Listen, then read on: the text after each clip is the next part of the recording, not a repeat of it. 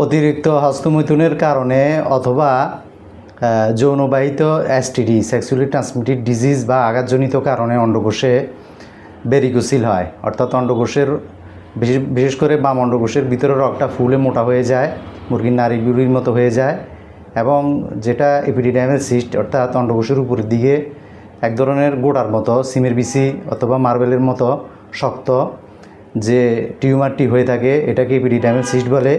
এই সমস্যাগুলো থেকে পরিত্রাণ পেতে অবশ্যই হোমিও চিকিৎসা গ্রহণ করবেন।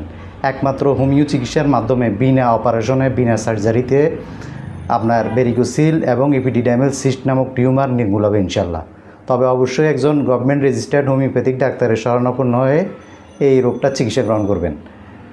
অবশ্যই আপনারা আমার সাথে যোগাযোগ করবেন। আমার মোবাইল নাম্বার হচ্ছে 019075832252। আমি এই রোগের বিশেষজ্ঞ। আপনারা দেশ এবং বিদেশ থেকে আমার সাথে যোগাযোগ করবেন এই নাম্বারে। আমি অবশ্যই ভালো চিকিৎসা দিব এবং বিনা পার্শ্ব প্রতিক্রিয়ায় আপনারা এই সমস্যা থেকে চিরতরে মুক্তি পাবেন ইনশাআল্লাহ।